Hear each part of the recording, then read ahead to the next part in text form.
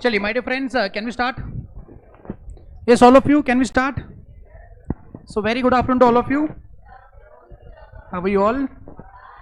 चलिए तो friends last lecture पे हम लोग क्या पढ़ रहे थे? That is the Michael Porter's 5 forces model, और हमने 4 फोर्सेस फिनिश किए हैं, बस एक फोर्स डिस्कस करना बाकी है। फटाफट रिवाइज कर लेते हैं और फिर हम लोग आगे बढ़ेंगे। तो बताएंगे मुझको माइकल पोर्टर 5 फोर्सेस मॉडल हमको क्या सिखाता है? हमको ये सिखाता है कि भैया कि आप अगर कहीं बिजनेस को ऑपरेट कर रहे हो तो उस बिजनेस को ऑपरेट करने के टाइम पे इंडस्ट्री के अंदर 5 ऐसे फोर्सेस है जो उसको अफेक्ट करेंगे। पहला फोर्स होगा bargaining power of the buyer, number 2 होगा bargaining power of the supplier, number 3 होगा थ्रेट्स ऑफ द राइवल्स या threats of the substitute product, and last one industry rivalry. If I talk about the bargaining power of the buyer तो उसमें क्या लिखेंगे? उसमें क्या लिखेंगे कि जहां पे बायर को उस इंडस्ट्री के बारे में और प्रोडक्ट के बारे में पूरी इंफॉर्मेशन है। नंबर 2 वो ज्यादा पैसे खर्च करता है और सब्स्टिट्यूट प्रोडक्ट मार्केट में अवेलेबल है तो उसका स्वैग तो ज्यादा ही होगा। If I talk about the bargaining power of supplier तो उसको सब्स्टिट्यूट प्रोडक्ट अवेलेबल नहीं है और इंडस्ट्री में हाई स्विचिंग कॉस्ट है और सप्लायर्स मोर कॉन्सेंट्रेटेड है, तो अगर ऐसा है तो उसका स्वैग ज्यादा होगा। फिर थ्रेट ऑफ क्या बोलो? New entrance.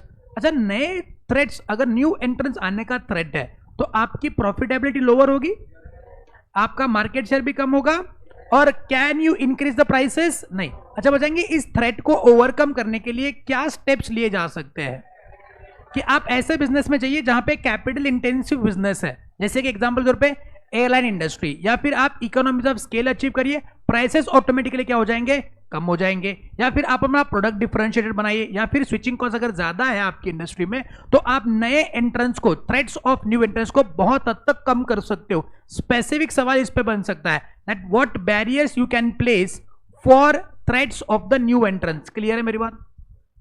क्लियर है मेरी बात? ओके, चलिए उसके बाद देखा था थ्रेट्स ऑफ क्या बोलो? Substitute product. बताएंगे अगर सब्स्टिट्यूट प्रोडक्ट मार्केट में है तो क्या it will be a source for your competition? Yes. और क्या वो आपके प्रोडक्ट के कंपैरिजन में अच्छी प्राइस ऑफर कर सकता है? यस। और क्या इसकी वजह से आपकी प्रॉफिटेबिलिटी अफेक्ट होगी? तो वो आपका कॉम्पिटिटर है, वो अच्छी प्राइस ऑफर कर सकता है और फिर आपकी प्रॉफिटेबिलिटी को अफेक्ट करेगा। एग्जाम्पल क्या था? Airline and the railway. Okay, तो ये 4 फैक्टर्स हमने पढ़े थे। इसके अंदर किसी को कोई दिक्कत? Any doubt so far? चलिए अब लास्ट वाला डिस्कस करते हैं, that is the industry rivalry. As I told you कि कॉम्पिटिटर और राइवल दोनों में डिफरेंस है। कॉम्पिटिटर और राइवल दोनों में डिफरेंस है। राइवल वहां पे होते हैं जहां पे तगड़ा कंपटीशन होता है, और कॉम्पिटिटर कहां पे होते हैं? जहां पे इंडस्ट्री में बहुत सारे लोग हैं और ग्रोथ रेट भी ज्यादा है, तो वहां पे कंपटीशन थोड़ा सा लिबरल लेवल पे होता है। लेकिन जहां पे राइवलरी ज्यादा है, जहां पे कंपटीशन बहुत ही ज्यादा है, वहीं पे राइवल एग्जिस्ट करते हैं। एग्जाम्पल के तौर पे अगर मैं BMW और मर्सिडीज की बात करूंगा तो वो कॉम्पिटिटर है कि राइवल है? वो तो एक दूसरे के राइवल है। ओके, हाँ, MICS के, तो वो दोनों के कॉम्पिटिटर्स नहीं है, वो एक दूसरे के क्या बोलो? राइवल्स है। तो BMW और मर्सिडीज, अगर आप लोग मार्केटिंग, अभी हम लोग आगे जाकर के मार्केटिंग टेक्निक्स भी पढ़ने वाले हैं, तो उसके अंदर BMW मर्सिडीज के मार्केटिंग इसके एड भी देखने वाले हैं हम लोग कि किस प्रकार से वो एड वॉर करते हैं एक दूसरे के साथ। ओके, माइट भी सोशल मीडिया पे आपने उसको देखा होगा कि कैसे एड वॉर्स होते हैं। सैमसंग है, एप्पल है, तो वो एड वॉर चलते रहते, तो वो राइवल्स बन गए, एक दूसरे के बिजनेस को खाने में लग चुके हैं। उसको बोलते हैं क्या? Industry rivalry. अब इसमें क्या लिखोगे कि ऐसे कौन से एविडेंसेस है जिसको देख करके आपको लगेगा कि जिस इंडस्ट्री में मैं काम करता हूं वहां पे राइवलरी है? क्वेश्चन है, ये क्वेश्चन है। That evidences that prove that there is a existence of rivalry. Number 1, strong leader in the market. अगर मान लो मार्केट में कोई स्ट्रॉन्ग लीडर है, अच्छा इसका एक्सप्लेनेशन भी है, यहां पे बस हम लोग हेड पॉइंट लिख रहे हैं, एक्सप्लेनेशन हमको बुक से उठाना है। अगर मान लो इंडस्ट्री में ऐसा कोई स्ट्रॉन्ग लीडर है जो आपको आपके प्रोडक्ट की प्राइस को बढ़ाने ही नहीं देता है, बिकॉज आपने अगर प्राइस बढ़ा दिया तो वो उसकी प्राइस कम कर देता है, आपने प्राइस कम करी तो वो उससे कम प्राइस करता है, इसका मतलब वो इंडस्ट्री में स्ट्रॉन्ग लीडर है, उसका मार्केट शेयर बड़ा ज्यादा है इंडस्ट्री में, उसके पास इतना ज्यादा पैसा है कि वो कुछ भी कर सकता है। जैसे रिलायंस जियो, बीच में तो ये सब लोगों ने लोगों को नोच के खाया हुआ था, इंटरनेट बेच करके, कॉल टैरिफ बढ़ा करके, लेकिन जैसे जियो इंडस्ट्री मार्केट में आया उसने इतने प्राइस कम कर दिए, पहले तो 3-4 महीने में फोकट ही था, 6 महीने में। तो पूरा कॉल फोकट, इंटरनेट फोकट, तो ये देख करके बाकी लोग तो मर ही गए। ऐसे कुछ प्लेयर्स है जो तो मार्केट से उतर गए। डोकोमो हो गया, वो फिर आपका यूनिनॉर, टेलीनॉर जो था वो उड़ गया। आइडिया, वोडाफोन, तो जो कॉम्पिटिटर थे वो एक साथ आगे, बताओ है कि नहीं। तो जियो के पास इतना ज्यादा पैसा है कि वो इंडस्ट्री में लीडर ही बन गया। वो आपके प्राइस को बढ़ाने नहीं देता है, आपने प्राइस कम कर तो आपसे कम प्राइस में बेचता है, उसका मार्केट शेयर बड़ा ही ज्यादा है, तो वो इंडस्ट्री में लीडर है। तो अगर आप जिस इंडस्ट्री में ऑपरेट करते हो उस इंडस्ट्री में if you see any strong leader, तो आप समझो कि वहां पे राइवलरी एग्जिस्ट करती है, वो आपको टिकने नहीं देगा। तो these are the evidences where in you can say yes there is a rivalry.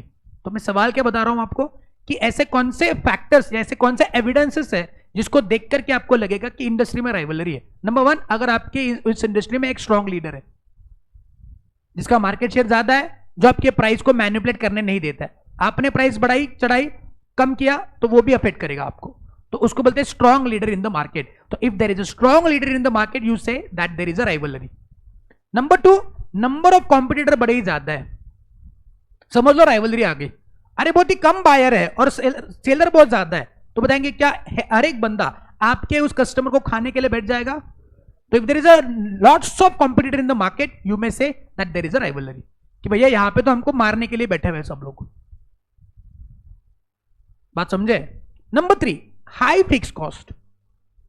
अगर आपकी इंडस्ट्री में फिक्स कॉस्ट बड़ी हाई है तो ये फिक्स कॉस्ट कौन बियर कर पाएगा? Only the big players.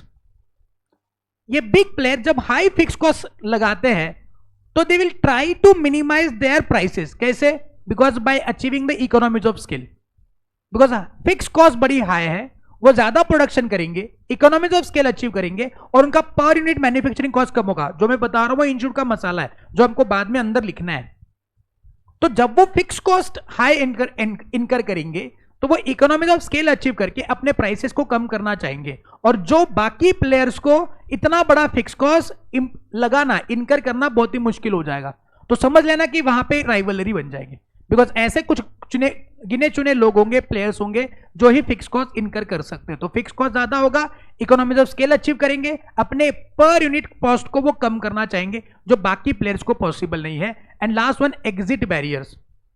अब फिक्स कॉस्ट को लग करके इस पॉइंट को अगर एक्सप्लेन करना है, बाकी और भी पैरामीटर है इस पॉइंट को एक्सप्लेन करने के लिए, लेकिन फिक्स कॉस्ट के एंगल से समझिएगा। आज मान लो मैं ऐसी इंडस्ट्री में हूं जहां पे फिक्स कॉस्ट बड़ा ज्यादा है, जैसे हमने देखा कैपिटल इंटेंसिव बिजनेस है, एयरलाइन इंडस्ट्री है तो बड़ा कैपिटल इंटेंसिव बिजनेस है, फार्मास्यूटिकल कंपनी बड़ी कैपिटल इंटेंसिव कंपनी है, बिजनेस है, तो उसमें फिक्स कॉस्ट बड़ा ज्यादा लगता है। तो अगर आज मैं इस इंडस्ट्री में हूं जहां पे फिक्स कॉस्ट बड़ा ही ज्यादा है, तो क्या easily I can get exit from the market? चलो मेरा मन बदल गया, अगले साल मैं अपना बिजनेस चेंज करूंगा, कैन आई डू सो? अरे इतना बड़ा मैंने कॉस्ट इनकर करा है, इतने मैंने एयरप्लेन खरीदी करे, रेंट पे लिए हुए, एग्रीमेंट बनाया हुआ है, इतना सारा स्टाफ मैंने इंप्लीमेंट करा हुआ है, उनको काम पे लगाया हुआ है, तो अगले साल मेरा माइंड चेंज हो गया तो क्या मैं अपना बिजनेस चेंज कर सकता हूं? नहीं। तो जिस इंडस्ट्री में एग्जिट बैरियर है, क्या एग्जिट बैरियर है? That is the cost that you have incurred so far is putting you beside that do not exit the business. तो उसी में मरो, भले ही तुमको पता है कि इस इंडस्ट्री में तुम्हारा कॉम्पिटिटर बड़े ज्यादा है, तुम्हारे राइवल्स बड़े ज्यादा है, लेकिन एक बार तुमने कॉस्ट इनकर करा तो now there is a no U turn. आपको भी उसी बिजनेस में रह करके कुछ तो करके उस बिजनेस में सर्वाइव करना है। आप एक दूसरे के राइवल बन जाओ, आप और कॉस्ट इनकर करेंगे और फिर और मार्केट में टिक के रहने की कोशिश करेंगे, तो उसको बोलते हैं एग्जिट बैरियर। ऐसे बहुत सारी पैरामीटर्स है जहां पे एग्जिट बैरियर डिफाइन हो सकता है, but the fundamental thing is if you have incurred the high fixed cost then it becomes very difficult for you to exit from the market। आप मार्केट से बाहर नहीं जा सकते, बिकॉज ऑलरेडी आपने इतना पैसा इनकर करा हुआ है, अब ये पैसा आप कहीं और पे लगाने के लिए जाएंगे तो पॉसिबल नहीं है। आपके पास ऐसी टेक्नोलॉजी है जो कोई और खरीदी नहीं करता है मार्केट में, ओनली आपका बिजनेस ही उस टेक्नोलॉजी को यूज करता है। जैसे प्रिंटिंग इंडस्ट्री की बात करेंगे तो मान लो मैं प्रिंटिंग इंडस्ट्री में हूं, मैं बुक्स वगैरह प्रिंट करता हूं, मैं बड़े बड़े होर्डिंग्स वगैरह प्रिंट करता हूं, तो आज मैंने जो मशीनरी खरीदी करा है, हो सकता है कि अगले कुछ महीनों के अंदर वो टेक्नोलॉजी एब्सोल्यूट हो जाए, कोई नई टेक्नोलॉजी मार्केट में आ जाए। तो आज मैं अगर प्रिंटिंग बिजनेस को बंद करके कोई और बिजनेस करना चाहता हूं तो मेरे को क्या करना होगा? मेरी एग्जिस्टिंग मशीनरी बेचनी होगी, लेकिन मार्केट में जब ये मशीनरी में लेके जाता हूं कोई खरीदी नहीं करता है तो मैं क्या करूं? तो मैं बिजनेस में ही रहूंगा, मैं वही बिजनेस करूंगा, मैं और बिजनेस नहीं करूंगा। Again an exit barrier for my company. कि technological absolution, high fixed cost, ये मेरे लिए एग्जिट बैरियर हो सकते हैं। तो this is how the industry rivalry can be defined. तो इंडस्ट्री राइवलरी में एक ही सवाल बन सकता है जो स्पेसिफिक क्वेश्चन है कि what are the evidences by which you can prove और by which you can say there is a existence of rivalry in the industry. अगर ये फैक्टर्स नहीं है तो आप समझेंगे नहीं, नॉर्मल नेचर का अपना मार्केट है, इसमें हम कॉम्पिटिटर है, हम टिक सकते हैं। राइवलरी में ऐसा नहीं होता। राइवलरी में एक दूसरे को नीचा दिखाना, एक दूसरे का बिजनेस बंद करना, यही उनका ऑब्जेक्टिव होता है। जैसे चिप्स इंडस्ट्री की बात करेंगे, भाई कितने ज्यादा प्लेयर्स हैं चिप्स इंडस्ट्री में। बीच में तो जब बालाजी एक लोकल मैन्युफैक्चरर जब इस इंडस्ट्री में आया था तो लेज वालों ने उनको बड़ा तगड़ा ऑफर दिया था कि हम आपके बिजनेस को खरीदी करना चाहते हैं। ऐसा क्यों? बिकॉज लेज वाले को पता है कि बालाजी अगर मार्केट में आ गया तो फिर ये हमारे बिजनेस को कहीं ना कहीं अफेक्ट करेंगे, हमारे मार्केट शेयर को खाएंगे। आज अगर आप चिप्स लेने जाओगे तो आप लेज नहीं मांगोगे, क्या मांगोगे? बालाजी। यही बात बहुत सालों पहले लेज को पता था कि ये बालाजी मार्केट में बड़ा ही अच्छा काम करने वाला है। तो देखिए वह high amount of offer to the Balaji, but Balaji refuse. They know that yes we can do it. तो बताएंगे ये राइवलरी हुई ना? यस। तो आप जिस मार्केट में डील करते हो उसमें राइवलरी है कि नहीं, उसको चेक करने के लिए ये 4 फैक्टर्स आपको याद रखने हैं। वैसे और भी बहुत ज्यादा है लेकिन ये 4 फैक्टर आपने लिख दिए तो काम हो जाएगा। Number one strong leader in the market. वो आपको प्राइस कम करने नहीं देगा, बढ़ाने नहीं देगा, बिकॉज उसका मार्केट में शेयर बढ़ाई ज्यादा है। आपने प्राइस कम करा, वो भी कम कर देगा। उसको परवड़ेगा लेकिन आपको नहीं परवड़ेगा। एक ऐसा लेवल आएगा जिसके नीचे आप जा ही नहीं सकते, लेकिन वो आपसे कम बेचेगा, जियो वाला। ओके, परसों अभी मैं सोच रहा था घर पे कि वो एयरटेल का वाईफाई तो है मेरे घर पे, एयरटेल का वाईफाई साथ साथ वो एयरटेल का टीवी भी आया हुआ है। एयरटेल टीवी मतलब कि जो रेगुलर आप जो केबल नेटवर्क आता है ना, तो उसके चैनल भी उसके अंदर ऐड हो जाते हैं।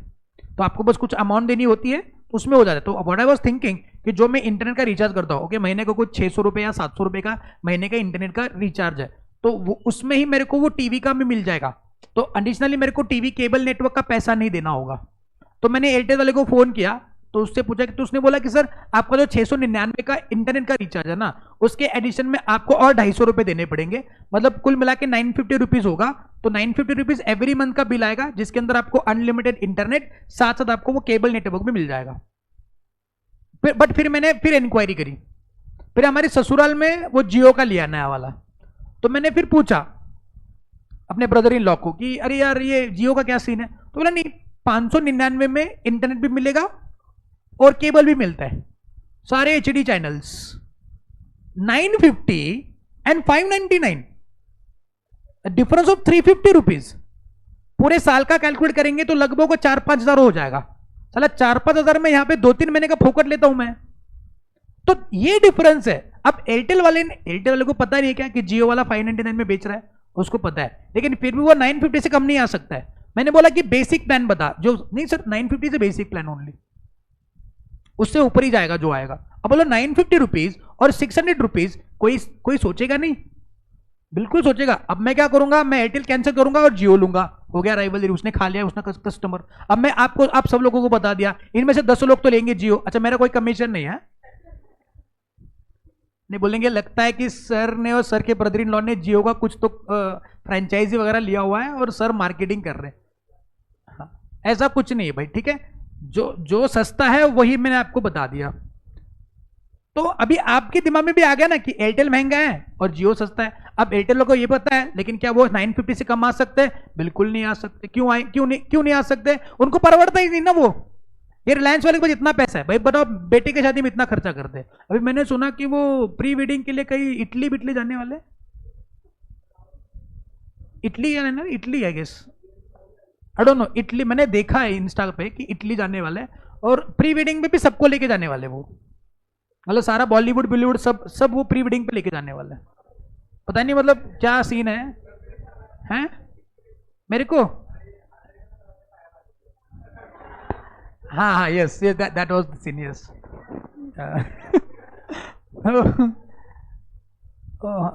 छोड़ो। मैं क्या बात कर रहा था? हाँ, वो बताओ बेटे की शादी भी इतना खर्चा करता है, लगभग कुछ 1,500-2,000 करोड़ रुपए खर्च किए उसने अपने। अभी शादी क्या बोलते उसको, अभी इंडिया में हुआ तो क्या बोलते उसको, वो प्री वेडिंग ही था। अब इटली में जाके वापस प्री वेडिंग करेंगे, तो शादी करेंगे नहीं करेंगे? मतलब हमेशा प्री वेडिंग करते रहेंगे? कनेक्शन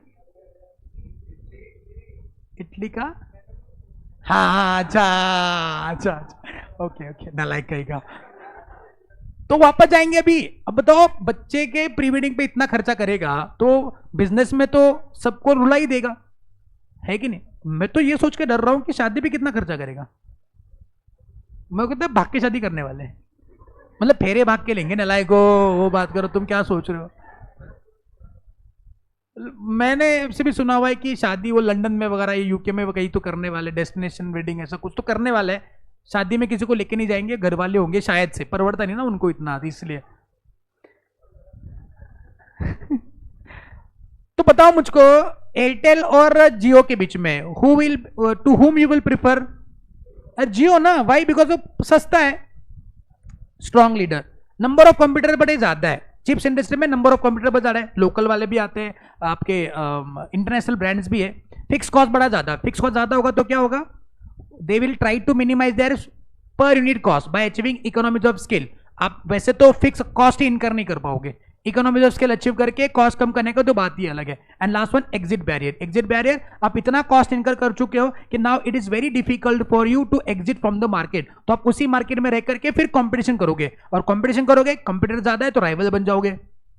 आपने इतनी ऐसे टेक्नोलॉजी इस्तेमाल करी है जिसको आज मार्केट में कोई खरीदी करने के लिए रेडी नहीं है, तो आप उसी टेक्नोलॉजी में को लेकर के उसी बिजनेस में रहोगे। फिर आप क्या करोगे? कंपटीटर बढ़ेंगे तो आप राइवल बन जाओगे। That is the science by which you can prove that there is a industry rivalry. आई बात समझ में? आई गेस आपने राइवलरी को भी लिखा हुआ है, कल लिखा हुआ है।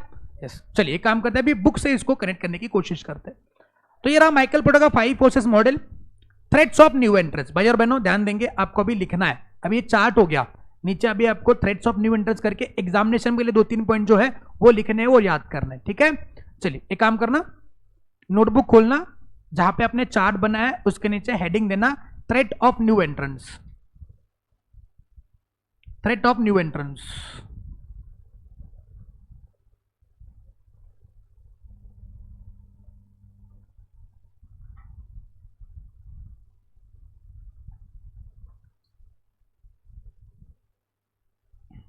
थ्रेट ऑफ न्यू एंट्रेंस इसका 2.28 threats of new entrance.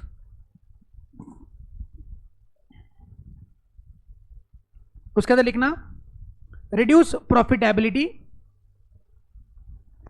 Reduce profitability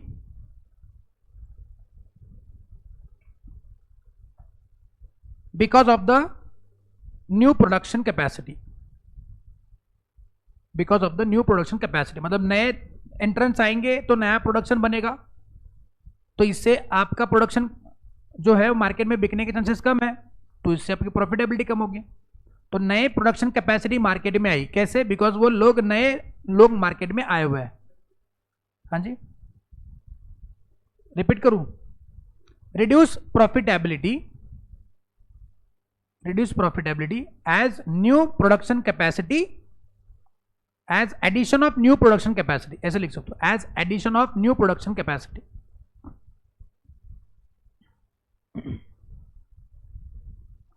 लिखना erosion in the market share, erosion, erosion in the market share,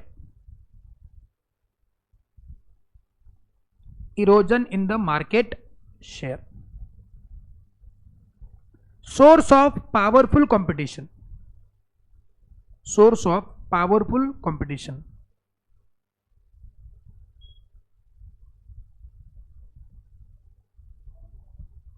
source of powerful competition and limits the prices. आपको अपना प्राइस लिमिटेड रखना होगा। Okay चलिए, उसके अंदर एक स्पेसिफिक सवाल क्या बन सकता है? How to discourage the new entrance, तो उसके नीचे लिखना how to discourage the new entrance, how to discourage the new entrance, oblique raise barriers to entry, oblique raise barriers to entry. how to discourage new entrants, how to discourage the new entrants, oblique raise barriers to entry, raise barriers to entries.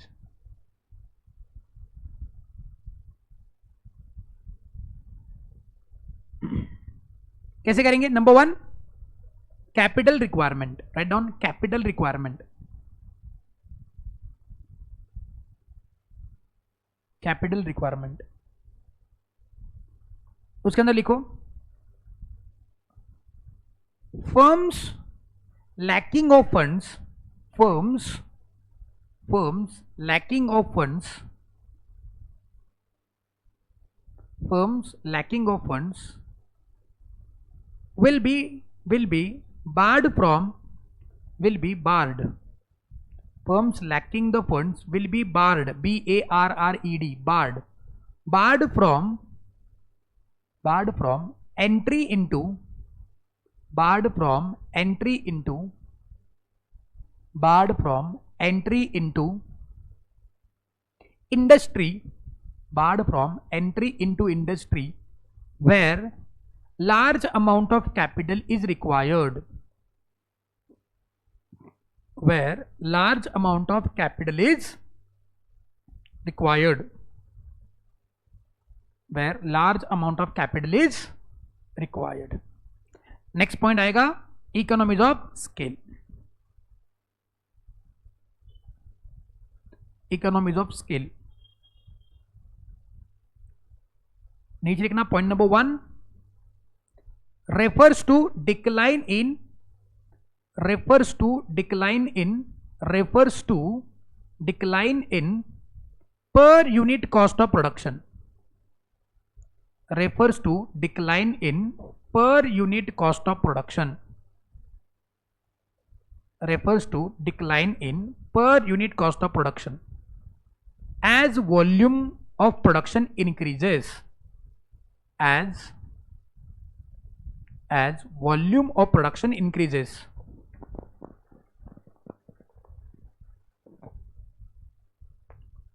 Next point, this will discourage the new entrants, this will discourage the new entrants,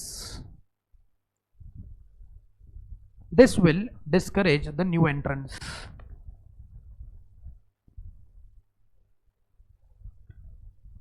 Next one, product differentiation, product differentiation,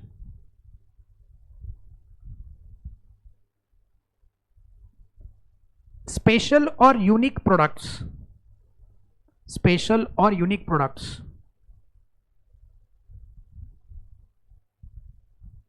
special and unique products offered by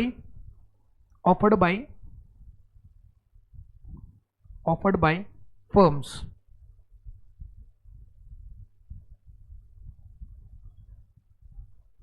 maybe difficult, may be difficult to imitate, may be difficult to imitate, may be difficult to imitate by new entrants, may be difficult to imitate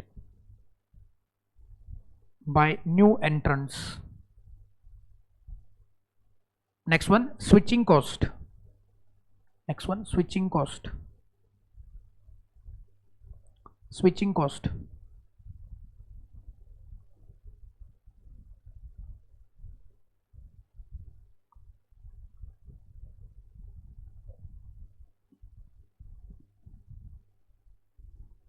if buyer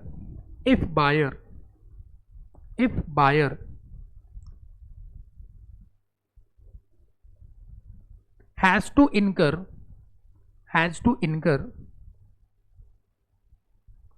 substantial financial cost, substantial financial cost to switch between the firms, substantial financial cost to switch between the firms, comma, then it is difficult for entrants, then it is difficult for entrants, then it is difficult for entrants to persuade the customer, difficult for entrants to persuade the customers. persuade the customer मतलब customer को अपने पास खींचना बहुत मुश्किल है अगर buyer को switching cost बहुत ज्यादा लगती है, तो वह स्विच करेगा तो कॉस्ट इनकर करनी पड़ेगी, तो वो आप उसको ज्यादा परसुएट नहीं कर सकते, you not ask the customer to come to you because उसका स्विचिंग कॉस्ट बड़ा ही ज्यादा है। क्लियर है? नेक्स्ट आपने स्विचिंग कॉस्ट बस हो गया, इतना ही लिखो। बाकी ये पॉइंट नंबर 5, 6 एंड 7 जो है ना, ये एडिशनल पॉइंट्स है। आपने अगर ये 4 पॉइंट भी याद रख लिए तो आपका काम हो जाएगा, बिकॉज एग्जामिनेशन में जब आंसर आप लिखोगे तो आपको क्वेश्चन आएगा 4 मार्क के लिए, तो 4 मार्क के लिए क्वेश्चन आएगा तो 4 पॉइंट लिखोगे तो आपका काम हो जाएगा। जरूरी नहीं कि आपका 7 पॉइंट लिखना एक्सपेक्टेड है, 7 पॉइंट लिखोगे तो वो क्वेश्चन जो है वो 6 मार्क के लिए आएगा। वैसे भी आपको एसएम के जो डिस्क्रिप्टिव क्वेश्चन है वो आने वाले 35 मार्क के लिए, एमसीक्यू 15 मार्क के, टॉपिक है 5, तो हर एक टॉपिक का ऑन एन एवरेज वेटेज बन जाता है 7 मार्क का।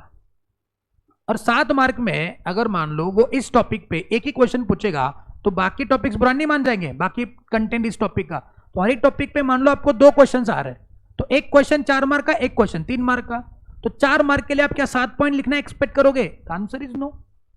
तो 4 पॉइंट आपने तरीके से याद करना है। बाकी ये पॉइंट अभी मैं पढ़ूंगा, अगर आपको लगे तो आप उसको याद करके जाओ, एग्जाम में है तो लिख के आ जाओ अगर आपको लगा तो, अदरवाइज आपने इन 4 पॉइंट्स पे फोकस रख करके इनको डिटेल में लिख करके जो अभी हमने लिखा है वो करके आओगे तो भी आपको 4 मार्क मिलने की चांसेस है। चलिए तो बाकी पॉइंट जो है उसको डिस्कस करते हैं। Number 1 is brand identity. The brand identity of a product और services offered by existing firm can serve as another entry barrier, क्योंकि एग्जिस्टिंग प्लेयर्स मार्केट में एक ब्रांड आइडेंटिटी एस्टैब्लिश कर चुके हैं, तो बाकी लोग एंट्री करने से थोड़ा परहेज करेंगे, बिकॉज इंडस्ट्री में ये बड़ा ब्रांड चल रहा है तो वहां पे लोग नहीं जाएंगे। Brand identity is the particularly important for infrequently purchase goods that carry a high unit cost to the buyer. No entrance often encounter significant difficulties in building up the brand, तो वो ब्रांड बिल्ड करना उनके लिए थोड़ा मुश्किल है, तो वो आएंगे नहीं, बोले कि ऑलरेडी ब्रांड है, हमको बनाना है तो बहुत खर्चा लगेगा, हम नहीं जाएंगे। Next one, access to distribution channel. The unavailability of distribution channel for new entrants possesses the another significant entry barrier. जैसे ही टॉक अबाउट पतंजलि, तो पतंजलि के प्रोडक्ट तो गांव खेड़े में भी मिलते हैं कि नहीं मिलते हैं? वाई? बिकॉज उनका डिस्ट्रीब्यूशन चैनल वहां तक एग्जिस्ट करता है। आज कोई नई एफएमसीजी कंपनी आ गई तो वो गांव खेड़े तक नहीं पहुंच सकते, जैसे कि फॉर एग्जांपल एमवे एक कंपनी है जिसके भी एफएमसीजी के प्रोडक्ट मिलते हैं, या फिर बीच में एक आया था, I forgot the name of the company, एक आयुर्वेदिक है ऐसा कुछ, तो वो क्लेम कर रहे थे, मैं चलो भूल जाओ, एमवे है, और उसके जैसे और भी एफएमसीजी के अंदर है, तो एमवे गांव खेड़े तक नहीं पहुंचा है, वो तो अर्बन एरिया में ही चलेगा। तो अर्बन एरिया के लोग ही अगर उसको परचेज करेंगे, और पतंजलि अगर गांव खेड़े तक पहुंचा हुआ है तो लोग तो पतंजलि को जानते हैं, एमवे को तो जानते ही नहीं है। तो नए एंट्रेंस के पास डिस्ट्रीब्यूशन चैनल का एक्सेस अगर कम है तो वो लोग भी नए एंट्रेंस जो है वो मार्केट में आने से परहेज करेंगे, भाई, बिकॉज वो कस्टमर तक नहीं पहुंच सकते। चलो मैंने बहुत अच्छा मैन्युफैक्चरिंग करा, लेकिन अगर मेरा प्रोडक्ट कस्टमर तक पहुंचता ही नहीं है तो भैया how can it be possible for me to earn a huge profit और compete in the industry? Answer is no. जैसे कि फिल्म मेकिंग की बात कर दे तो आपको पता होगा कि जो भी प्रोड्यूसर फिल्म बनाता है तो उसके बाद उस फिल्म को थिएटर में लगाना भी होता है। ऐसा है कि फिल्म बल्कि ऑटोमेटिक थिएटर में लग गई, थिएटर तक पहुंचाने के लिए उसके पास भी डिस्ट्रीब्यूशन चैनल अच्छा होना चाहिए, तो वो उसको बोलते हैं डिस्ट्रीब्यूटर। फिल्म बनाने के लिए बहुत सारे लोग काम करते, एक होता है सबसे बड़ा प्रोड्यूसर जो एक्चुअली में पैसा लगाता है, बिना पैसे की फिल्म बनती है क्या? नहीं। फिर दूसरा होता है डायरेक्टर जो फिल्म को डायरेक्ट करता है, तीसरा होता है एक्टर जो काम करते हैं, और चौथा होता है उस फिल्म को बनने के बाद डिस्ट्रीब्यूट करने वाला पर्सन जो उस थिएटर तक फिल्म को लेके आता है, क्योंकि उसको पता होता है कि इस दुनिया में, इस इंडिया में कितने थिएटर्स हैं और कौन से थिएटर में कौन सी फिल्म पहुंचानी है। ये प्रोड्यूसर का काम नहीं, is not expert in that. Producer को बस पैसा है, वो पैसा लगाएगा, डायरेक्टर को बस पिक्चर बनानी आती है, उसको डिस्ट्रीब्यूट करने नहीं आती है। तो अगर ऐसा कोई प्रोड्यूसर जिसके पास डिस्ट्रीब्यूशन नेटवर्क ही नहीं है तो क्या उसकी फिल्म चलेगी? अरे फिल्म अगर थिएटर में नहीं लगेगी तो चलेगी कैसे? कितने सारे मराठी फिल्म्स होते हैं जो आते निकल जाते हैं, क्यों बोलो? उनकी फिल्म थिएटर तक पहुंचती नहीं है, उनको मिलते भी स्क्रीन बहुत ही कम है। इसका मतलब क्या है? उनके पास एक्सेस टू डिस्ट्रीब्यूशन चैनल कम है। तो ऐसा कैसा? हम जाएंगे थिएटर वाले के पास। अरे थिएटर वाले के पास जाओगे, लेकिन आप उनको ज्यादा कमीशन चार्ज ही नहीं कर पाते हो, मतलब आप उनको ज्यादा पैसा दे ही नहीं पाते हो। तो अगर हमको ज्यादा पैसा दे नहीं पाओगे तो कैसे वो आपकी फिल्म लगाएंगे? अगर पतंजलि अपने डिस्ट्रीब्यूशन चैनल वाले को अच्छा खासा कमीशन दे सकते हैं, अच्छा खासा प्राइस दे सकते हैं, तो वो बाकी कंपनी के प्रोडक्ट क्यों बेचेंगे? तो अगर आपकी कंपनी के, अगर आपके एंट्रेंस के पास एक्सेस टू डिस्ट्रीब्यूशन चैनल ही नहीं है, तो वो लोग तो मार्केट में आएंगे नहीं भाई। उनको पता है हम प्रोडक्शन करेंगे लेकिन मार्केट में पहुंचेगा नहीं। समझे मेरी बात? फार्मर का एग्जांपल लेते हैं। फार्मर तो क्या करेगा, फार्म में बहुत सारी चीजें उगाएगा, लेकिन उसके पास डिस्ट्रीब्यूशन चैनल ही नहीं है। अच्छा, distribution channel is not only confined restricted to only the trucks, lorries and transportation. Distribution channel मतलब क्या? होलसेलर, रिटेलर, जो भी लोग होंगे जो वो प्रोडक्ट को उठाएंगे, मार्केट तक लेके जाएंगे, रिटेलर तक पहुंचाएंगे, सब रिटेलर के पास पहुंचाएंगे। तो इनके कॉन्टेक्ट भी आपके पास होने चाहिए। अगर नहीं है तो आप अपने प्रोडक्ट को कभी बेच ही नहीं पाओगे। मैन्युफैक्चरर कभी बेच नहीं सकता है, बिकॉज उसका पूरा काम मैन्युफैक्चरिंग में चला जाता है। बेचने का काम मार्केटिंग वालों का होता है। तो अगर आपके पास वो चैनल ही नहीं है तो how can it be possible for them to sell their products? तो नए एंट्रेंस के पास अगर एक्सेस टू डिस्ट्रीब्यूशन चैनल नहीं है तो वो अपने प्रोडक्ट को मार्केट में बेच नहीं सकते। यहां तक क्लियर है? And last one, possibility of aggressive retaliation. What is retaliation? Sometimes the mere threat of aggressive retaliation by incumbents can deter the entry by the other firm into the existing market. Retaliation का मतलब होता है कि जिसको बोलते हैं ना हम लोग, अगर स्लैंग लैंग्वेज में बात करेंगे तो दत्तिंग बोलते हैं उसको। दत्तिंग बोलो, दत्तिंग स्लैंग है थोड़ा सा। दत्तिंग मतलब कि डराना, बस कि कुछ लोग होते हैं मार्केट में बस डराते हैं और डरा डरा के मार देते हैं लोगों को। तो लोग बोलते हैं कि मेरे को इस इंडस्ट्री में आना ही नहीं है, इतना अच्छा मार्केटिंग करेंगे, इतना तगड़ा मार्केटिंग करेंगे, लोग डर जाएंगे। भैया इतना बड़ा मार्केटिंग करते, हो सकता है बड़ा ब्रांड हो, कुछ ब्रांड भी नहीं होता है, लेकिन मार्केटिंग इतना तगड़ा होता है कि लोगों को लगता है बहुत बड़ी प्रोडक्ट होगा, लेकिन प्रोडक्ट एकदम फेल होता है। तो कभी कभी ये एग्रेसिव रिटेलिएशन, एग्रेसिव धत्तिंग जिसको बोलते हैं, ये भी नए एंट्रेंस को रोक सकता है। For example, introduction of new product by a new firm may lead incumbents firm to reduce their products prices। मतलब वो क्या करेंगे, अपना नया प्रोडक्ट मार्केट में, तो एक नया प्रोडक्ट लाता है, मैं दूसरा प्रोडक्ट लाऊंगा, आईफोन वाला, आईफोन 16, कुछ नहीं, घंटा कुछ बदल नहीं, लेकिन फिर भी नया फोन लॉन्च हुआ है। आईफोन 13 और आईफोन 14 में कुछ डिफरेंस नहीं है, थोड़े बहुत चेंजेस, लेकिन प्राइस बड़ा लगा था। आईफोन 14 लॉन्च हुआ, एवरी ईयर अपने नए प्रोडक्ट आते हैं। साला नया फोन मैन्युफैक्चरिंग मार्केट में आने से डर रहा है, बोले एग्जिस्टिंग प्लेयर इतना बड़ा है, क्या बड़ा है, कुछ नहीं करता है, थोड़े बहुत चेंजेस करके देता है आपको और प्राइस भी तगड़ी लगाता है। इसको बोलते हैं possibility of aggressive retaliation. Retaliation का मतलब क्या होता है? डराना। तो इनक्यूबर्स मतलब कि नए लोग आना, तो नए लोग आने से डर जाएंगे। तो ये 5, 6 और 7 नंबर का पॉइंट मैंने नोटबुक में लिखवा के नहीं दिया है, घर पे अगर रिवीजन करनी है तो एक बार पढ़ लो, सब अगर दिमाग में बैठ गया तो एग्जाम में लिख लो, अदरवाइज जो 4 पॉइंट लिखवा के दिए उसी पे फोकस रखो। मेरे को पक्का गारंटी है, 52 साल का एक्सपीरियंस है, 4 पॉइंट ही लिख करके आप याद करके जाओगे, 5, 6 और 7 नंबर आप पढ़ोगे ही नहीं, पक्का पता है मुझको। हाँ जी, चलिए आगे बढ़ सकते हैं। अरे भाई और बना, आगे बढ़ सकते हैं। Next is a bargaining power of buyer. लिखना, बार्गेनिंग पावर ऑफ बायर। सो तो नहीं रहे हो? अरे सो तो नहीं रहे हो? प्रेम जितना लॉ में सोता था अब नहीं सोता है। वैसे लॉ से ज्यादा बोरिंग टॉपिक से है। लिखना, क्या लिखेंगे? Bargaining power of buyer.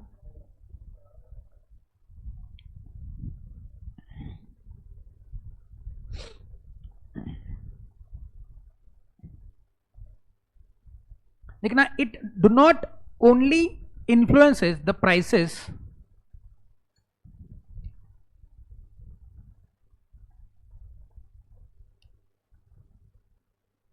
it do not only influences prices but also influences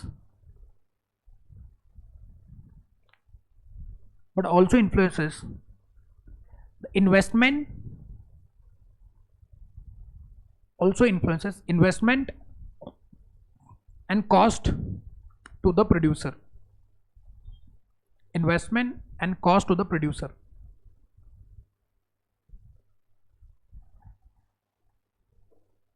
next line पे लिखना,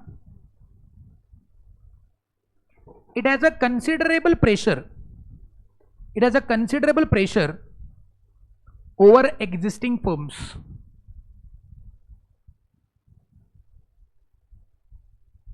Considerable pressure over existing firms, over existing firms. लिखा, नीचे लिखना, evidence of buyer's power, evidence of buyer's power or buyer's bargaining power, evidence of buyer's bargaining power, evidence of buyer's bargaining power. क्या हो बेटा, sorry इसके पहले वाला कि it has a considerable pressure on the existing firms, considerable pressure on the firms existing, sorry consider pressure on the existing firms. नीचे आएगा evidence of buyers bargaining power. क्या क्या एविडेंस है, आपने क्या क्या याद रखा था? Number 1, buyer has a full knowledge about the market and product, market and product, market and product.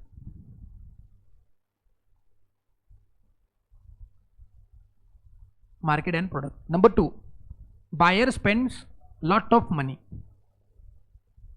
lot of money.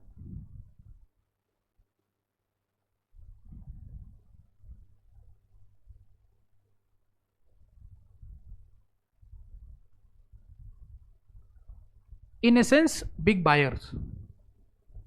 In essence, IE का मतलब होता है in essence, big buyers. Commonly उसको हम लोग दैट इज बोलते हैं, लेकिन that is not that is, it is in essence. आई का मतलब होता है इन एसेंस, आई का मतलब होता है in essence, not that is. हम उसको कॉमनली दैट इज बोलते हैं. हम कभी एग्जाम्पल के लिए क्या लिखते हैं, क्या लिखते हैं? Easy, but that not example. Example में जी कहाँ आता है? लेकिन ईजी लिखते हैं ना एग्जाम्पल में, जी कहाँ आता है एग्जाम्पल में? That is a example given. Easy stands for example given. I dot E का मतलब होता है इन एसेंस. इन एसेंस मतलब कि उसके जैसा, जैसे कि, जैसे कि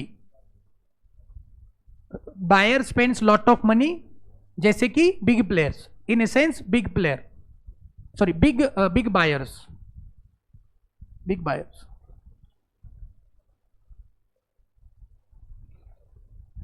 एंड लास्ट वन लिखना,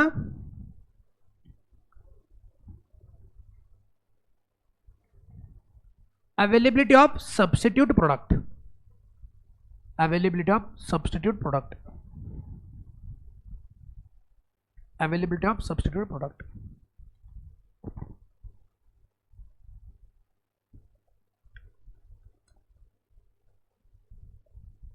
third one, bargaining power of supplier, bargaining power of supplier.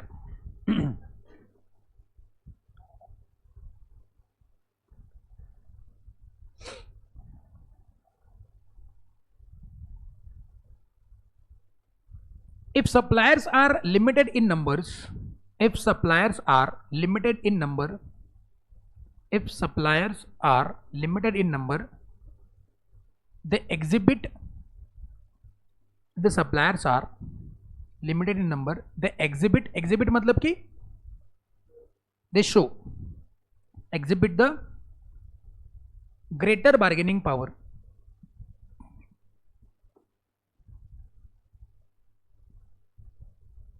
They influence greater bargaining power, they influence the cost of raw material, inputs etcetera.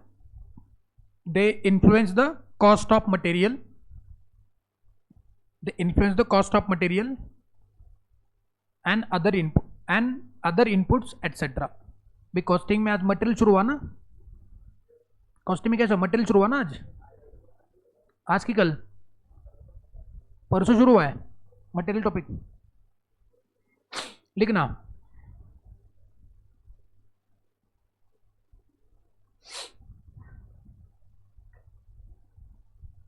Evidence of bargaining power of supplier, evidence of bargaining power of supplier,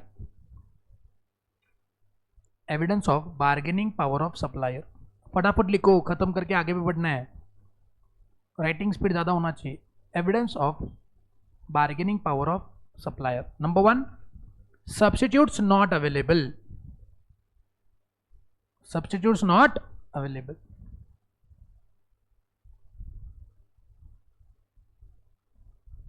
Substitute not available. Number 2, high switching cost. Number 2, high switching cost.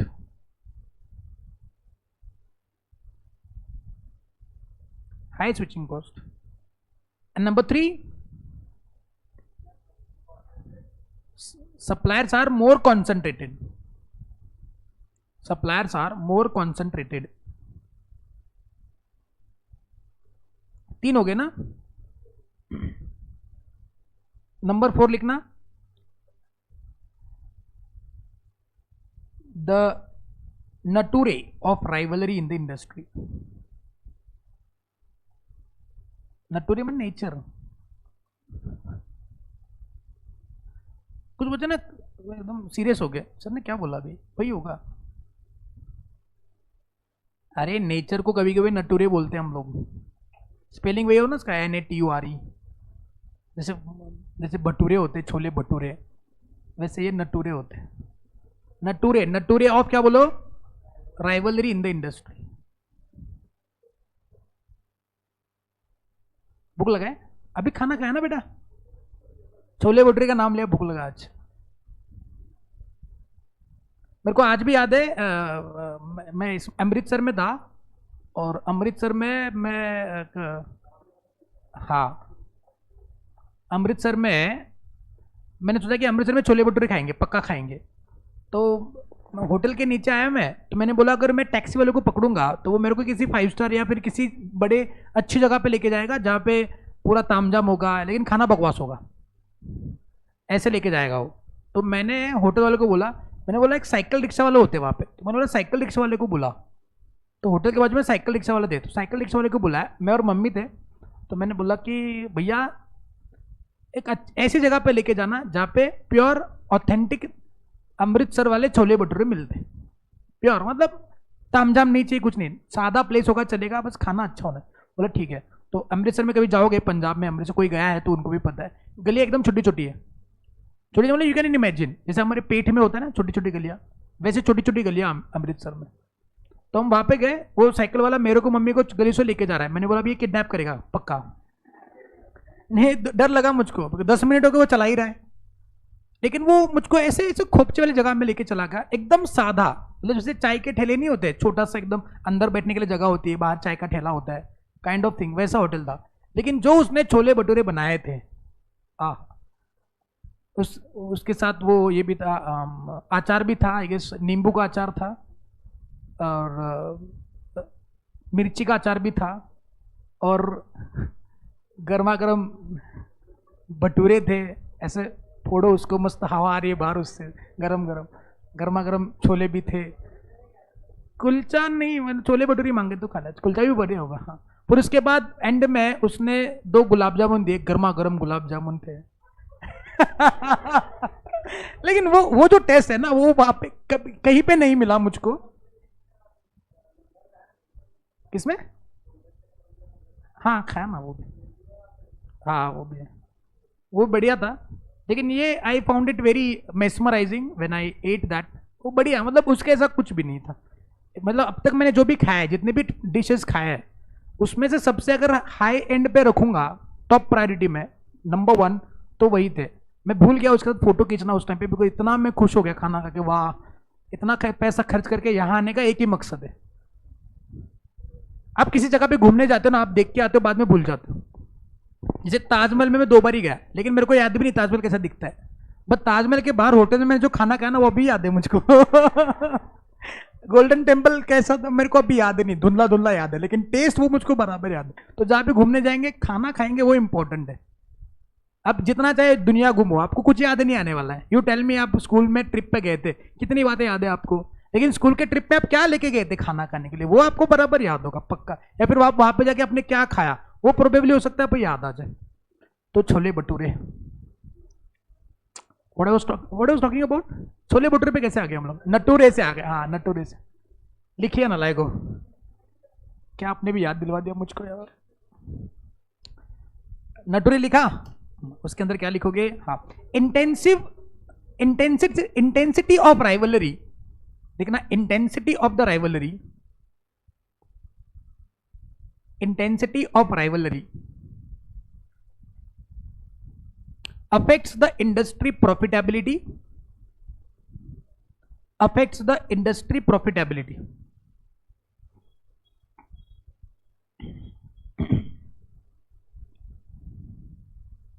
Number 2, it also industry profitability, intensity of rivalry affects the industry profitability.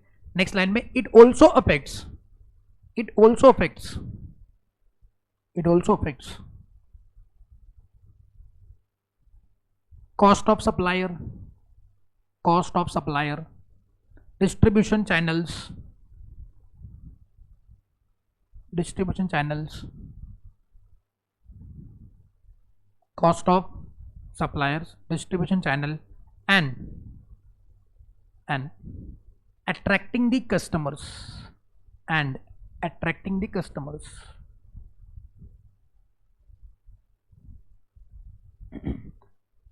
Less line में it leads to cut throat competition,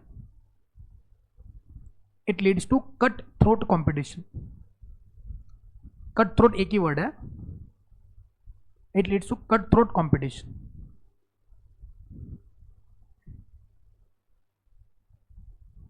नीचे conditions where rivalry exists, condition where rivalry exists, condition where rivalry exists, condition where rivalry exists. Number 1, industry leader, number 1 industry leader. तो जो हमने explanation सुना था, सीखा था, वही उसको ही लिखना है. लिखना it discourages price war,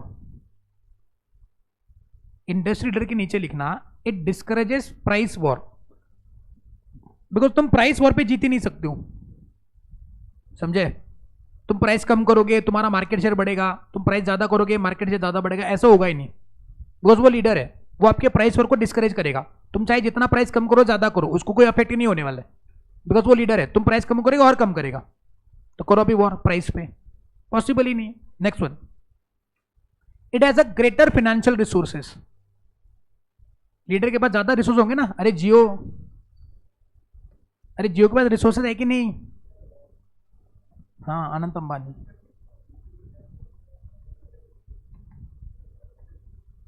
it has a क्या बोलो, ग्रेटर फाइनेंशियल रिसोर्स, बस इतना ही लिखना. Number 2, number of competitors.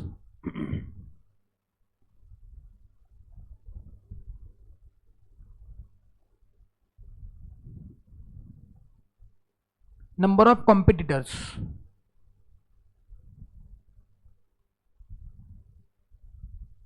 with the increased number of competitors, with the increased number of competitors,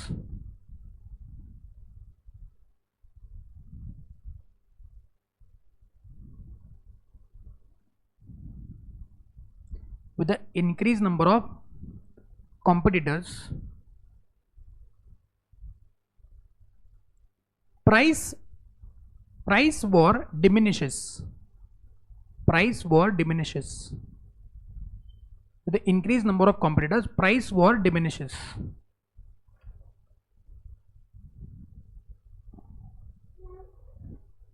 price war diminish. ऐसा क्यों?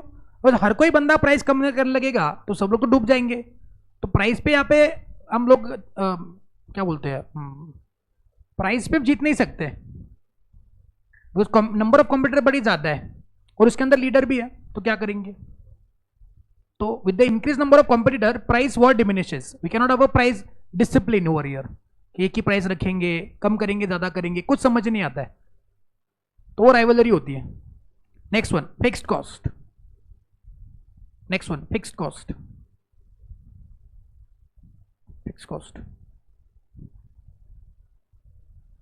उसमें लिखना, when rival operate with the high fixed cost. When rival operates with high fixed cost, they will utilize their full capacity. They will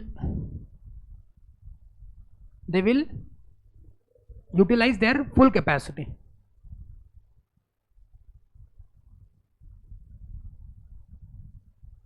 And tends to cut prices.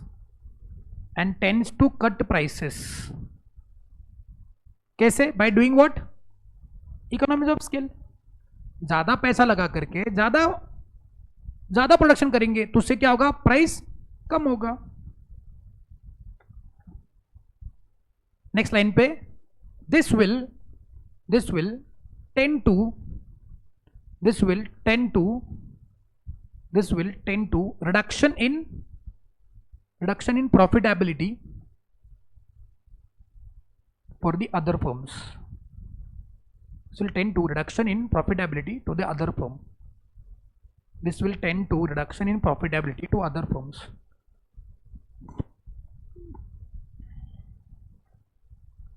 Next one, exit barriers. Next one, exit barriers. Next one, exit barriers. It can be in many forms. Exit barriers can be in any form. Exit barriers can be in any form. Exit barriers can be in any form. Number 2, assets of the firm. Assets of the firm being specialized. Assets of the firm being specialized. Assets of the firm being specialized may have a little value for other firms. मतलब आप अपने asset को बेच नहीं सकते हो because वो आपके लिए स्पेशलाइज थे. Assets of the firm being specialized has little value to the competitor, to the other firm. लिख सकते, to the other firm, has little value to the other firm. Thus no buyer can be found. Thus no buyer can be found.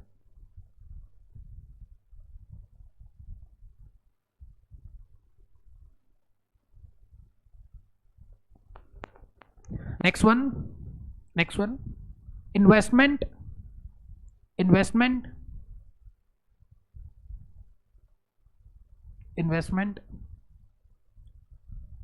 in assets. Investment in assets may also put exit barriers. Investment in assets may also put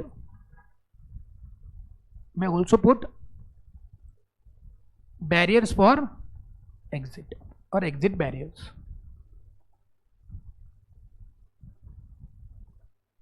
okay तो ये 1 2 3 4 ये 4 point जो आप examination के लिए याद रखोगे. बाकी पॉइंट ये रहे, that is product differentiation, slow growth. तो ये 2 पॉइंट क्या बता रहे, देखिए प्रोडक्ट डिफरेंशिएशन. अब इसके बारे में हम क्या ही चर्चा करें, कितनी चर्चा कर सकते. What is product differentiation? आपका प्रोडक्ट बाकी के प्रोडक्ट से अलग है. So firms can sometime insulate themselves from price wars by differentiated the products. तो प्राइस वॉर में वो डील नहीं करते, वो किसे डील करते हैं? Differentiated product. प्राइस ज्यादा रखेंगे, प्रोडक्ट डिफरेंस है.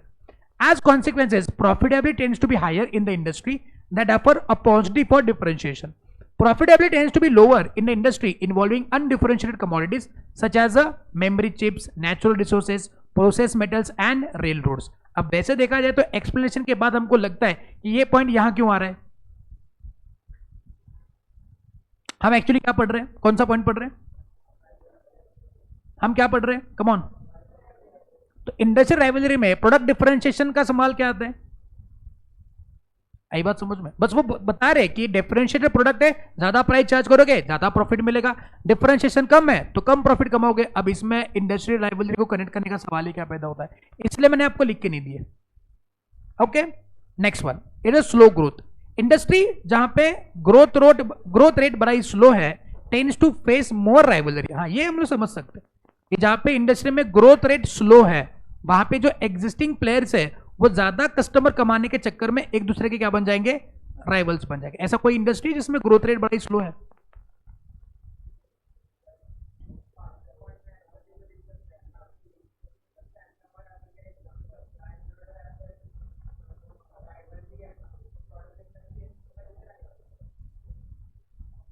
तो कहने के लिए कह सकते हैं, लेकिन इंस्टीट्यूट ने स्पेसिफिकली बताया भी नहीं है इस पॉइंट में कि राइवलरी को कैसे कनेक्ट करे।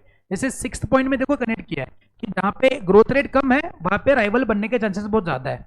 डिफरेंशिएशन में बस यही लिखा है, क्या लिखा है कि प्रोडक्ट का डिफरेंशिएशन ज्यादा प्राइस चार्ज करेंगे ज्यादा प्रॉफिट कमाएंगे, प्रोडक्ट में डिफरेंशिएशन कम है तो प्रॉफिट कम होगा। अब इसमें राइवलरी का कनेक्ट करने का सवाल ही नहीं है, they didn't provide you the way in which you have to connect with the rivalry, तो इसलिए मैंने उसको कंसिडर ही नहीं करा है। लास्ट वाला कंसिडर कर सकते हैं कि ग्रोथ रेट कम है तो एग्जिस्टिंग प्लेयर के बीच में कंपटीशन बढ़ेगा, कंपटीशन बढ़ेगा तो राइवल बन जाएंगे। तो मैंने सवाल पूछा कि बताओ ऐसी कौन सी इंडस्ट्री है जहां पे ग्रोथ रेट बड़ा ही स्लो है, ग्रोथ है लेकिन स्लो पेस पे चल रहा है, ग्रोथ है बड़ी स्लो पेस पे चल रहे हैं। कोई भी ऐसा प्रोडक्ट, मैं इंडस्ट्री की बात नहीं कर रहा, प्रोडक्ट की बात करेंगे। चलो, एविएशन ग्रोथ रेट ज्यादा है, मतलब मॉडरेटली ज्यादा है। टूथपेस्ट, सुनाई नहीं दे रहा? हेलो, माइक इंडस्ट्री, हाँ। टूथपेस्ट इंडस्ट्री, टूथपेस्ट, बताओ क्या इसमें ग्रोथ रेट कम है? जी हाँ कम है। कितना? क्या सुबह शाम को दोपहर में दांत घसते हो क्या? आपके घर में जो टूथपेस्ट खरीदी करी जाती है सालों से क्वांटिटी उतनी है, थोड़ा बढ़ चुका होगा, इन क्वांटिटी उतना है ना। आप कितना टूथपेस्ट लोगे? क्या खाने में डालते हो? वैसे डाला भी जा सकता है। क्या आपके टूथपेस्ट में नमक है? क्या आपके टूथपेस्ट में लौंग है? और क्या बोलते हैं, क्या आपके टूथपेस्ट में और क्या, और भी कुछ, नींबू, चारकोल और भी बहुत कुछ आ चुका है, पुदीना, हाँ पुदीना, और और भी बहुत सारी बातें आ चुकी है। वो इसके क्रिस्टल आते, क्रिस्टल किसके, कूलिंग क्रिस्टल्स। तो मैं सोच रहा था कि लौंग आ रही है, दालचीनी आ रही है, और नींबू भी आ रहा, मतलब सारे मसाले आ रहे हैं, सारे मसाले आ रहे हैं। तो एक काम करो, फोड़ने के लिए वही इस्तेमाल करो, तेल डालो, थोड़ा सा 1 चम्मच टूथपेस्ट डालो, आपका काम हो जाएगा। खाते खाते आप लोग दांत भी घिस सकते हो वैसे, अरे है कि नहीं? ये दिन दूर नहीं जहां पे आप ऐड देखोगे, क्या आपके टूथपेस्ट में सूखा खोबरा है? देखने को मिल सकता है। ये कुछ कह नहीं सकते इन लोगों का, मार्केटिंग वाले क्या बताएंगे कुछ कह नहीं सकते। यू टेल मी, टूथपेस्ट में इलायची डाला, टूथपेस्ट में दालचीनी डाली, क्या फर्क पड़ा तुमको? कुछ नहीं, कुछ फर्क नहीं पड़ता है टेस्ट में। क्या खाने वाली चीज थोड़ी ना है वो। एवरेस्ट वाले बोलेंगे टेस्ट कहां है, आई कैन अंडरस्टैंड, बट हाँ, but how can I consume this point that the toothpaste has also flavour in it? It's not digestible actually. Toothpaste होता है, सुबह सुबह तो टूथपेस्ट ब्रश करने के टाइम पे आप तो पूरे जागे भी नहीं होते हो, कुछ लोग ऐसे। अब इसमें what is the use of this kind of, कुछ भी टूथपेस्ट कुछ भी चल रहा है भाई। तो टूथपेस्ट इंडस्ट्री में सुनिए, ये ऐसा क्यों होता है? बिकॉज लोग राइवल बन चुके हैं इसकी इंडस्ट्री में, टूथपेस्ट में राइवल बन चुके। लोग चाहते हैं कि, पता है उनको कि नंबर ऑफ कंज्यूमर्स कम है, मुझे मतलब वो लिमिटेड है, और उनका कंजम्पशन ग्रोथ भी कम है, इसलिए तो सुबह और रात को भी टूथपेस्ट करने के लिए, ब्रश करने के लिए बोलते हैं। क्या गरज है? रात्रि चोळबोरून झोपा संपला विषय, रात को भी ब्रश करो। पता नहीं ऐड आ जाएगी दोपहर में भी, खाना खाने के बाद जर्म्स आएंगे, दोपहर में भी ब्रश करो। अरे क्या मतलब, अभी इसके बाद तो लोग बैग में टूथपेस्ट और टूथब्रश लेके घूमेंगे, जहां कुछ खाया शुरू हो गए। नहीं नहीं, मैंने तो सुना हुआ है डेंटिस्ट जो लोग होते हैं ना, तो उनसे सुना हुआ है कि आप जितना ज्यादा ब्रश करोगे ना उतना ज्यादा आपके दांत खराब होते हैं। सो इट इज वो रिसर्च है कि लगभग 1 मिनट टू 1.5 मिनट, 1 मिनट से लेकर 1.5 मिनट तक आप ब्रश कर सकते हो मैक्सिमम, उससे ज्यादा नहीं। कुछ लोग तो आधा घंटा लग चुके हैं, चालू है उनका सोलापुर कोल्हापुर सोलापुर कोल्हापुर चल रहा है उनका। थोड़ा रहम करो, अपने दांतों पे रहम करो। हाँ? चल रहा है उनका, घिस घिस के खराब हो गए, बताओ, दांतों में चमक। संभालो उसको, संभालो। नहीं सीन कुछ, देखो मैं क्या बात कर रहा हूं, इस इंडस्ट्री में ग्रोथ रेट बड़ा स्लो है, नंबर ऑफ कंज्यूमर्स कम है, तो एग्जिस्टिंग प्लेयर अपने प्रोडक्ट को बेचने के लिए किसी भी हद तक जा सकते हैं, वो राइवल बन चुके हैं। सेंसोडाइन, सेंसोडाइन वाला तीव्र सनक, अरे है कि नहीं? और भी प्रोडक्ट, और भी कौन सा टूथपेस्ट पतंजलि का भी आता है, दंत कांति, और सेंसोडाइन हो गया, कोलगेट हो गया, बबूल है, और कोलगेट, वो कोलगेट का है ना, कोलगेट, कोलगेट, डाबर, बबूल, पेप्सोडेंट, पतंजलि, सेंसोडाइन। अरे मैक्स फ्रेश कोलगेट क्या नालायक ना, वो ब्रांड बताओ, ब्रांड वीको, हाँ वीको, आजकल तो आलिया भट्ट आ गई उसके अंदर, वीको के अंदर, हाँ तो लेना पड़ेगा। और कोई है प्रोडक्ट? क्लोजअप, हाँ क्लोजअप भी है, और हो गया बस। यही लोग हैं, ये लोग चाहते हैं कि हमारे प्रोडक्ट बिके ही बिके।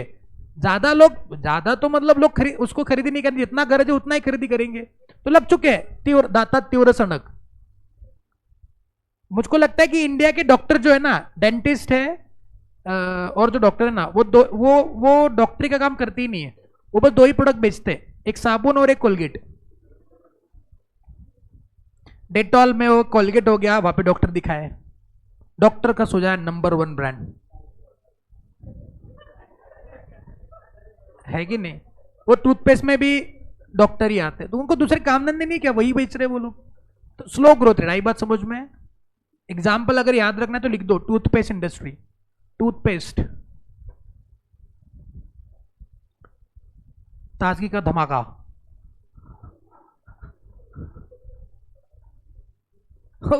रणवीर सिंह ने भी क्या एक्टिंग किया ना उसके अंदर, एकदम ऐसे जूप करके हो गया क्या। हाँ जी आरती जी संभालिए अपने आप को। लास्ट वन लिखिए, threat of substitutes, last one, चलो लिखिए, थ्रेट ऑफ सब्स्टिट्यूट लिखना, source of competition, it is a source of competition.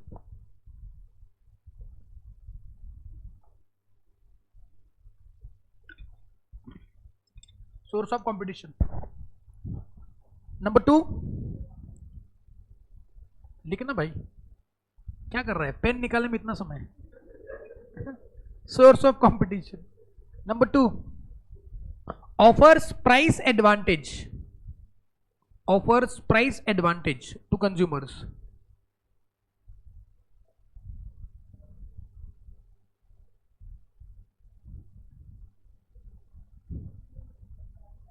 Offers price advantage to the consumers. Next, it affects the industry profitability. It affects the industry profitability.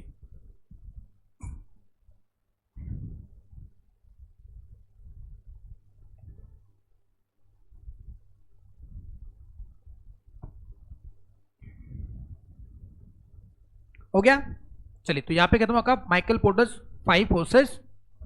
Okay, एक बार पढ़िएगा जो भी हमने लिखा है अभी तक, शांति से पढ़िएगा।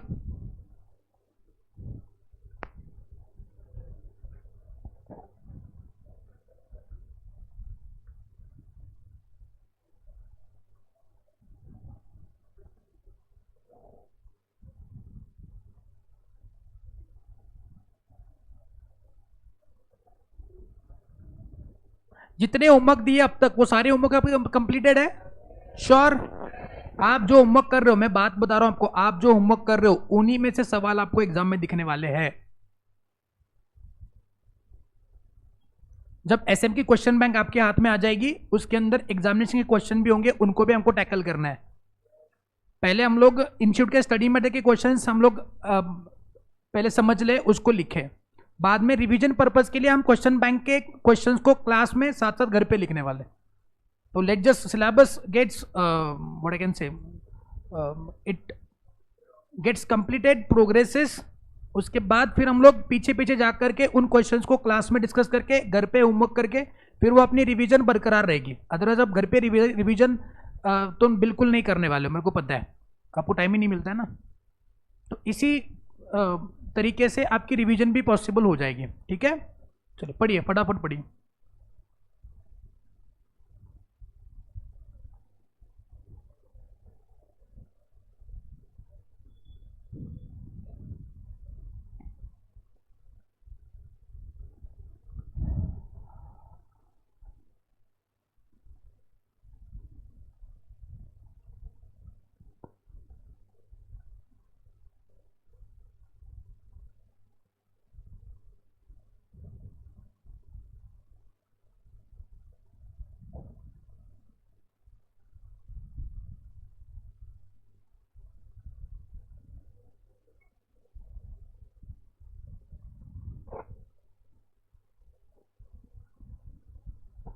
हेड पॉइंट, मसाला सब कुछ याद होना चाहिए। मैंने स्टडी मटेरियल के इतने बड़े कंटेंट को छोटे कंटेंट में कन्वर्ट करके आपके सामने रखा हुआ है। अब इसके अंदर भी डिस्काउंट मत करना, ऑलरेडी डिस्काउंटेड मटेरियल है।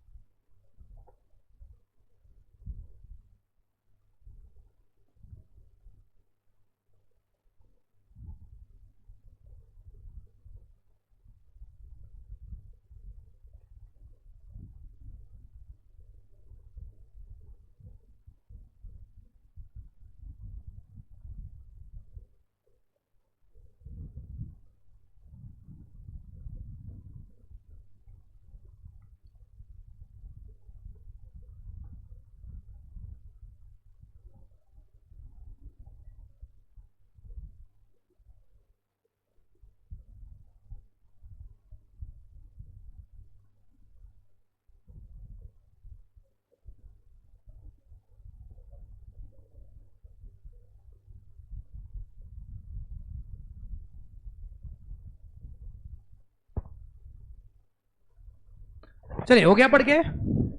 सवाल देखिए, इंस्टीट्यूट का स्टडी मटेरियल में क्या है, explain 5 forces model as to how business can deal with the competition. तो इन शॉर्ट वो क्या मांग रहे हैं आपसे, एक्सप्लेन द 5 फोर्सेस मॉडल। अगर मान लो ऐसा सवाल बन गया, अभी आपका आंसर देखिए लगभग 2 पेजेस में डिवाइड हो चुका है, इतना बड़ा आंसर है। अगर आपको सवाल बन गया 5 मार्क के लिए या 4 मार्क के लिए, तो क्या लिखोगे आप? तो आप जो सब पॉइंट है, मतलब हेड पॉइंट तो आपके पक्के होने चाहिए वो 5, उसके अंदर जो सब पॉइंट है जो लिखवा के दिए, जैसे कि what are the evidence of industrial rivalry, तो उसके अंदर का जो मसाला ना उसको कर्टेल डाउन कर सकते हो। अब ऐसे मत करिएगा कि 4 मार्क के लिए पूछा है तो हम 4 ही थ्रेट्स लिखेंगे या 4 ही फोर्सेस लिखेंगे, पूछा है 5 फोर्सेस मॉडल। अगर इंस्टीट्यूट को डिटेल में आंसर चाहिए तो वो ये भी कर सकता है कि explain the bargaining power of buyer and bargaining power of supplier in the context of Michael Porter's 5 forces model. और explain the industry rivalry in the context of Michael Porter's 5 forces model. Then अभी आप फिर आपको क्या लिखना है, जो मैंने लिखवा के दिया उतना पूरा लिखना है। इस आंसर को लिखने टाइम पे आप अपने मसाले को थोड़ा कर्टल कर सकते हो, मतलब 2 पॉइंट का एक ही सेंटेंस बना करके लिख दो नीचे एक्सप्लेनेशन में। आई बात समझ में? So this is how you can do, because 4 mark के लिए 5 मार्क के लिए आप ज्यादा टाइम डिवोट नहीं कर सकते। इतना बड़ा आंसर लिखोगे तो लगभग कम से कम 15 मिनट जाएंगे, कम से कम रिकॉल करके लिखने में। तो अगर 5 मार्क का सवाल है तो you can not devote the 15 marks for that, you have to complete that within 7 और 8 मिनट्स। तो 7 और 8 मिनट्स यानी कि पूरा आधा समय आपको लेके आना है। तो आधे समय में लिखना है तो इतना कंटेंट लिखना मुश्किल है। और वैसे भी आप पूरा 2 पन्ना लिखोगे तो मिलने वाले तो 5 में से 3 या 4 ही है। तो फिर उसके लिए उतनी मेहनत करने की या उतना टाइम इन्वेस्ट करने की गरज नहीं।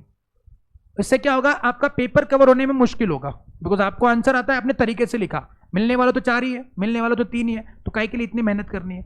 आप 1 पेज लिखो फिर भी 3 ही मिलने वाला है, 2 पेज लिखो फिर भी 3 मार्क मिलने वाले हैं। तो why to invest your time to write down further. हाँ, लेकिन इंडिविजुअल पॉइंट पूछा उसके अंदर तो आपको डिटेल में लिखना है, then you have to, then आपको फिर उसमें कोई ऑप्शन नहीं है। बात समझे? क्लियर है? तो कैसे कैसे सवाल बन सकते वो मैं आपको बता रहा हूँ। इस पे होलसेल रिटेल दोनों सवाल बन सकते हैं। चलिए इसको आप होमवर्क मार्क करिए और ट्राई करिए कि ये क्वेश्चन 5 मार्क के लिए आया है उस हिसाब से लिखने में। 5 मार्क का क्वेश्चन कंसीडर करके उसको लिखना है। Consider this as a 5 mark question and then write down the answer. Last question discuss करते हैं माइकल पोर्टर 5 फोर्सेस में।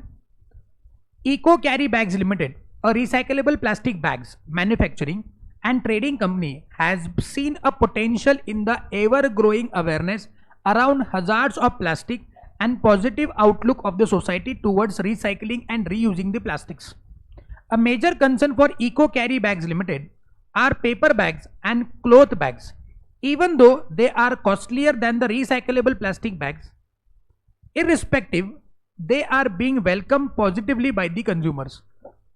Identify and explain that competition from the paper bags and old cloth bags fall under which category of Porter's 5 forces model for competitive analysis. देखिए ऊपर पूरा मसाला दिया हुआ है, question नीचे है कि आपको आइडेंटिफाई करना है, साथ साथ एक्सप्लेन भी करना है। क्या? That the competition from the paper bags and old cloth bags fall under which category. 5 forces है तो बताएंगे कौन से पॉइंट के अंदर ये दोनों आएंगे। उनका ब्रांड कौन सा है? Eco carry bags. तो उन बैग के लिए ये क्या है?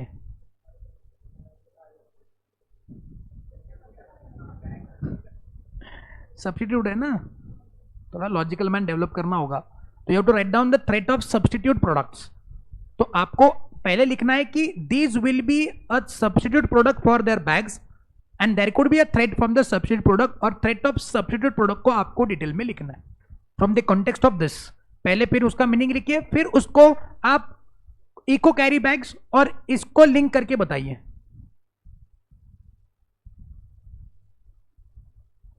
तो सब्स्टिट्यूट प्रोडक्ट में आपने क्या लिखा? थ्रेट ऑफ सब्स्टिट्यूट प्रोडक्ट में आपने क्या लिखा? एक्सप्लेनेशन में क्या लिखा आपने?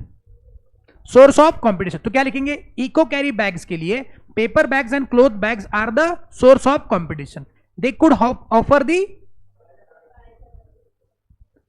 एंड लास्ट वन, एंड इससे इको कैरी बैग्स का प्रॉफिटेबिलिटी अफेक्ट हो सकता है। ये लिंक करके आपको आंसर लिखना है। I do think that point is clear to you. किस प्रकार से आपको लिंक करके आंसर लिखना है, तो आइडेंटिफाई करिए और एक्सप्लेन करिए फ्रॉम दिस कॉन्टेक्स्ट। बस लिख के मत आइएगा कि थ्रेट ऑफ सब्स्टिट्यूट प्रोडक्ट ये होता है। आपका जो मसाला है उसको आपको लिंक भी करते आना चाहिए, तभी वो सोचेगा कि इसको प्रैक्टिकल इनसाइट्स भी है इसके। अदरवाइज पर रट्टा मार के आया बता, ऐसा नहीं होना चाहिए। तो this is how you have to manage it. कर पाओगे? Market is homework.